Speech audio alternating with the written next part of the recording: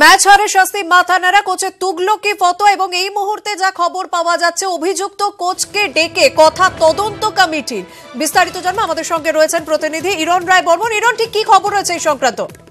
একদমই দেখো, যে হকির যে বিতর্কিত ঘটনা, খারাপ পারফরমেন্সের জেরে যে বাংলার জুনিয়র হকি দলের মাথা নাড়ানো বা ক্রিকেট প্লেয়ারদের যে মাথা ন্যাড়া করে দেওয়ার যে অভিযোগ উঠেছে, সেই বিষয়ে যে 3 সদস্যের কমিটি গঠিত, সেই কমিটি আজকে বৈঠকে বসে এবং কোচ এবং ম্যানেজার পঙ্কজ আনন্দ কোচ এবং আলাউদ্দিন বলে যে ম্যানেজার, তাদের ডেকে পাঠা হয় এবং তাদেরকে রিপোর্ট দিতে বলা হয়। বিস্তারিত প্রত্যেকটা মুহূর্তে কি ঘটেছিল পুরোটা তাকে রিপোর্ট দিতে বলা হয় এবং তাদের সঙ্গে প্রাথমিক আলোচনাও করা হয় আজকে এক দফা।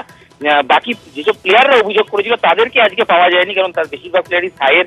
তাদেরকে একসাথে বসিয়ে কিন্তু কমিটি তারা বৈঠক করতে চাইছেন এবং প্রাথমিকভাবে কোচের রিপোর্ট দেওয়ার পর কোচ যখন বেরোন, তিনি কিন্তু স্পষ্টতই জানিয়ে যান, তিনি আমাদের সামনে দাবি করে যান যে তিনি কোনোভাবেই গিলটি নন, তিনি কোনোভাবেই দোষী নন। এবং আমরা যেটা সূত্র মাত্র জানতে পারছি, বৈঠকেও কিন্তু তিনি গিয়ে নিজের আত্মপক্ষ সমর্থনে বারবার যেটা বলেছেন যে বাংলার কথা ভেবে তিনি প্লেয়ারদের তাতাতে গিয়ে, অর্থাৎ তাদের মোটিভেট করতে গিয়ে কিছু বকাঝোকা করেছেন, কিন্তু কখনোই তিনি প্রেশার ক্রিয়েট করেননি যে মাথা ন্যাড়া করতে হবে এবং খারাপ পারফরমেন্স করলে সেক্ষেত্রে তোমাকে ন্যাড়া হয়ে তাদের ছবি হোয়াটসঅ্যাপে পাঠাতে হবে। এই অভিযোগটা যে কোচের বিরুদ্ধে উঠেছে, সেটা কিন্তু কোচ তার কমিটির সামনে মানতে চাননি।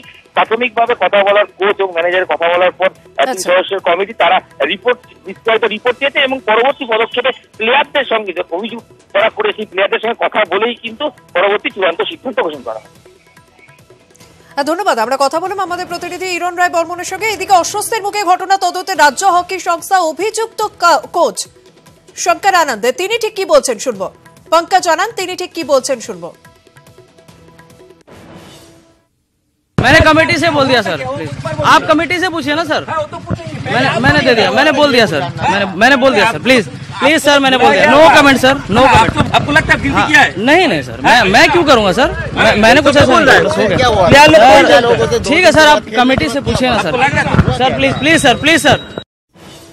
পঙ্কজ আনন্দের বক্তব্য শুনলাম। এদিকে গতকালই আমরা কথা বলেছিলাম খেলোয়াড়দের সঙ্গে, তারা ঠিক কি বলছেন শুনবো।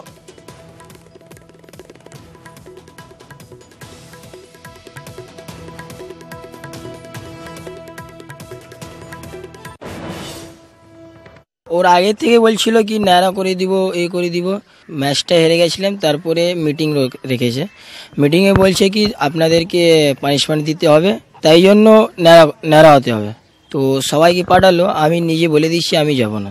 আমি বললাম কি আমার বাড়িতে যখন অবধি কেউ ডেট করে না তখন অবধি আমি ন্যাড়া হয় না। বলে তুই আনডিসিপ্লিন ছেলে, তুমি রুম থেকে বাইরে যাও, তুমি আর খেলতে পারবে না, এই করতে পারবে না। আবার মনে কি হলো না হলো আবার ডেকে নিয়েছে ওদেরকে, আমাকে ডেকে নিয়েছে, বললো যা হবে ওখানে গিয়ে ন্যাড়া হবে। ওদেরকে বলছিল কি বাড়ি যাওয়ার পর চুলটা কাটিয়ে ফটো হোয়াটসঅ্যাপে আমাদেরকে পাঠিয়ে দিবে। বলছিল যদি না কাটালে বললো লিখে দিয়ে দিবে, আনডিসিপ্লিন করে দিবে বাঙ্গাল হকি অ্যাসোসিয়েশনে। তাই জন্য সব যে করিয়েছে ওখানে। চোখ রাখবো পরে খবরের দিকে। থমকে গেল রাজ্যে কয়েক হাজার প্রধান শিক্ষক পদে নিয়োগের কাউন্সেলিং। একটি মামলার প্রেক্ষিতে এই কাউন্সেলিং এ 1 মাসের অন্তর্বর্তী স্থগিতাদেশ দিয়েছেন বিচারপতি শেখর ববি শরাফ। প্রধান শিক্ষক নিয়োগের জন্য এসএসসির মেধা তালিকায় একাধিকবার উঠেছে গরমিলের অভিযোগ। এবার সেই নিয়োগ প্রক্রিয়ায় আপাতত থমকে গেল। প্রধান শিক্ষকের কাউন্সেলিং এর ওপর 1 মাসের অন্তর্বর্তী স্থগিতাদেশ বিচারপতি শেখর ববি শরাফের। রাজ্যের সরকারি সাহায্যপ্রাপ্ত স্কুলগুলিতে কয়েক হাজার প্রধান শিক্ষক নিয়োগের জন্য 2017 সালের ডিসেম্বরে এসএসসির পরীক্ষা হয়। এই পরীক্ষায় বসতে ন্যূনতম যোগ্যতা মান ছিল স্নাতকোত্তর স্তরে 50% নাম্বার। 2015 সালে তা ছিল 40%, 2016 সালে 45%। 2017 সালে ন্যূনতম যোগ্যতা মান আরও বাড়িয়ে 50% করে দেওয়ায় অনেকেই আপত্তি তোলেন। কলকাতা হাইকোর্টে মামলাও করেন প্রণতি আগুয়ান সহ একাধিক শিক্ষক। তাদের কারোরই স্নাতকোত্তর স্তরে 50% নম্বর ছিল না। আদালতের নির্দেশে শেষমেশ তারা অবশ্য পরীক্ষা দেন, কিন্তু অভিযোগ পরীক্ষার ফল বেরিয়ে গেলেও মামলাকারীদের ফল প্রকাশ হয়নি। আবার 24শে জানুয়ারি থেকে কাউন্সেলিং পর্বও শুরু হওয়ার কথা। এই পরিস্থিতিতে মামলাকারীদের দাবি নিয়োগ প্রক্রিয়া থেকে তারা বঞ্চিত হচ্ছেন। এ নিয়ে আদালতের দৃষ্টি আকর্ষণ করেন প্রণতি আগুয়ানের মতো শিক্ষকরা। তার প্রেক্ষিতেই মঙ্গলবার বিচারপতি শেখর ববি শরাফ প্রধান শিক্ষকের কাউন্সেলিং প্রক্রিয়ায় 1 মাসের অন্তর্বর্তী স্থগিতাদেশ দেন। মামলাকারীদের অভিযোগের প্রেক্ষিতে স্কুল সার্ভিস কমিশনের কি বক্তব্য তাও জানাতে নির্দেশ দিয়েছে হাইকোর্ট। হেডমাস্টার নিয়োগের ক্ষেত্রে স্থগিতাদেশ দিয়েছে, কিন্তু সেখানে যদি রিক্রুটমেন্ট রুলটা যদি ঠিকমতো ফলো করা হতো তাহলে আমার মনে হয় তাহলে স্কুল সার্ভিস কমিশনকে বারবার এইভাবে ধাক্কা খেতে হতো না এবং নিয়োগ প্রক্রিয়ার মধ্যে একটা স্বচ্ছতা আসবে। 28 জানুয়ারি এই মামলার পরবর্তী শুনানি। ক্যামেরায় অরবিন্দ প্রসাদের সঙ্গে অর্ণব হাজরা, নিউজ 18 বাংলা। পথ দুর্ঘটনায় আহত হওয়ার পর থেকে 5 বছর ধরে বিছানায় শোয়া পূর্ব মেদিনীপুরের শুভেন্দু মাঝি। প্রায় কোটি টাকা খরচ করে চিকিৎসা হয়েছে, কিন্তু তাতে সাড়া মেলেনি। বেসরকারি হাসপাতালের চিকিৎসক জানিয়েছেন নার্ভাস সিস্টেম কোমায় চলে গিয়েছে। মা বাবা এখন চান ছেলের অঙ্গদানের মধ্যে দিয়ে অন্যের জীবনে ছেলেকে খুঁজে পেতে। মা বাবা বাধ্য হয়ে চাইছেন একমাত্র ছেলের স্বেচ্ছা মৃত্যু।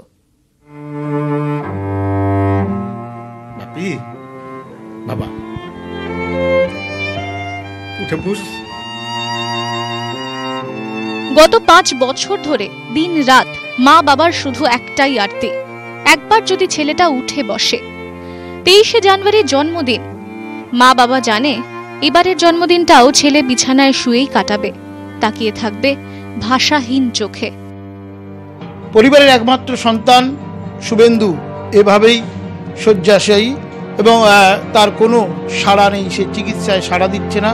গত 5 বছর এভাবেই সে বাড়ির এই বেডে শুয়ে রয়েছে। 2014 সাল থেকে এভাবেই চলছে।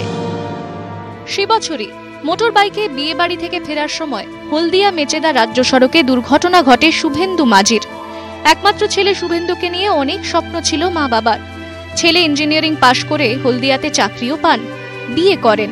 2014 সালে বাবাও হন শুভেন্দু, আর সে বছরই ভয়ঙ্কর পথ দুর্ঘটনা।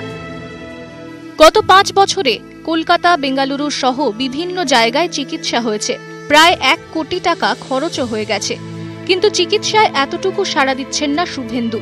এই যন্ত্রণা সহ্য করতে না পেরে শিশু সন্তানকে নিয়ে শুভেন্দুর স্ত্রী চলে গেছেন তার বাবার কাছে। শুভেন্দুর কাছে এখন শুধুই তার বয়স্ক মা বাবা। প্রতিদিন সকাল হয়, তারা ভাবেন এই সকালে হয়তো ছেলেটা উঠে বসবে, কিন্তু সেই সকাল আজও আসেনি। মাঝি পরিবারে প্রতিটি সকাল যেন রাতের চেয়ে অন্ধকার। মা বাবা জানেন তাদের ছেলে আর জীবনে ফিরতে পারবে না, তাই তারা এখন বাধ্য হয়ে চাইছেন সন্তানের স্বেচ্ছা মৃত্যু, যাতে সন্তানের অঙ্গ দান করা যায়, তাতে অন্যের শরীরে ছেলে নতুন জীবন পাবে।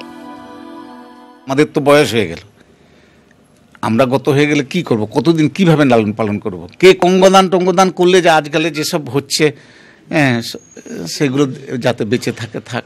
আমি নিজে কয়েক মাস অসুস্থ হয়ে গেছিলাম, তারপর থেকে আমি আর ঠিক পাচ্ছি করছে আর কি। গত বছর পথ দুর্ঘটনায় আহত হয়ে একইভাবে শয্যাশায়ী ক্রিকেটার জেকব মার্টিন, তারও হাসপাতালে চিকিৎসা চলছে। শুভেন্দু অবশ্য হাসপাতালে নেই, আছেন বাড়িতে। পূর্ব মেদিনীপুরের জগন্নাথপুরে মাঝি পরিবারের বাড়ি। কাজের সূত্রে থাকেন মহিষাদলের আজরায়। এখানেই 2014 সাল থেকে শয্যাশায়ী শুভেন্দু। মা বাবা অনেক চেষ্টা করেছেন সুস্থ করে তুলতে, কিন্তু লাভ হয়নি। মা বাবার চোখের সামনে এখন অন্ধকার। ছেলের জন্য মা বাবার চোখে শুধু জল।